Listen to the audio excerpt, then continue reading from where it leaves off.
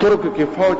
دهریان وی کمیونست او وزیر اعظم پکې خسړې راغله اربکا هغه خزه د لګه پرده کې پسر د لپټې پسر او چت شو فوجان ورته وینا زمون ملک اسلامي نه دی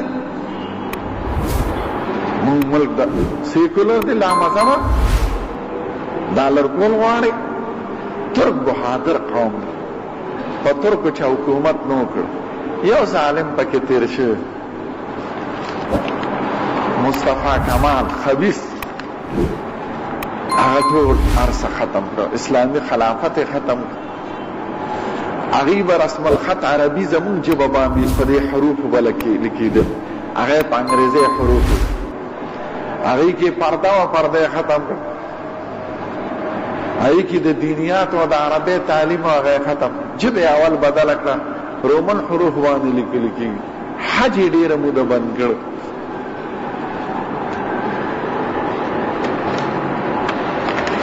ځکه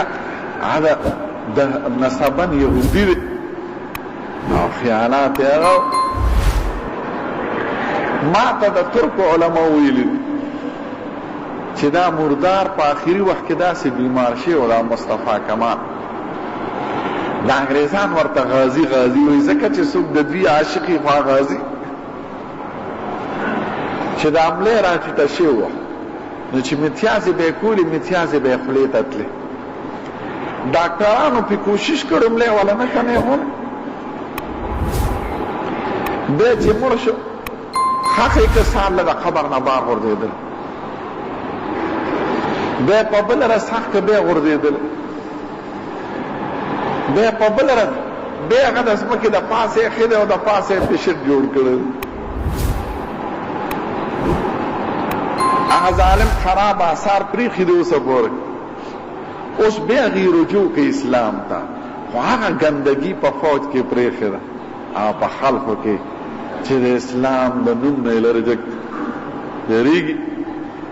لکه چې د یورپ خوله ده دی خو یورپ ده په برطانیه د اسلام حکومت تیر شو خو ارمان چې زموږ حاکمان مسلمانان نه دي په رښتیا قسم دی دا ټول کافران یېرېږي زموږ نه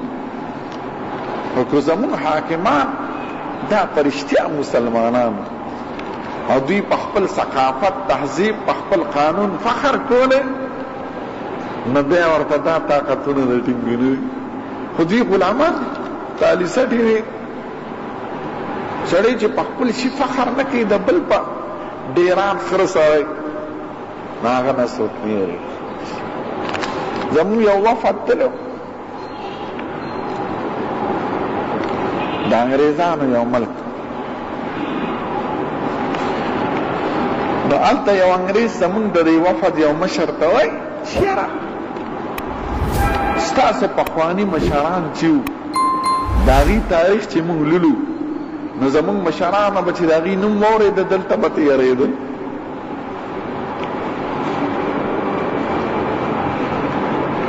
او موږ به یې راغله او تاسو راته د باد د بڼې نه زیات سپک کار کدي جامې هم د هغې نه ښکلي دي اسلحه هم ډېره ده ترقي یافته او تاسو نه نه یېرېږو د هغې نه یېرېږو ښه ده چې مسلمان څه قدر وکړي او ورته وي ټیک دی زمونږ د مشرانو نه ځکه یېرېدی چې د هغې ژبه خپله د هغې قانون خپلو د هغې تهذیب او ثقافت او جامه خپله وه او ستاسو خپله وه تاسو هغې ته د دشمن په نظر کتل او هغې تاسو ته او د دشمن نه سړی یېرېږي زمونږ شکل ستاسو دی زمونږ ژبه ستاسو ده زمونږ اخلاق ستاسو دی زمونږ قانون ستاسو دی زمونږ ولاړ او ناست او ډوډۍ ستاسو په شان ده نو مونږ ستاسو نقلیان یو نو د نقلی قوم نه څوک نه یېرېږي د بیزو نه څوک یېرېږي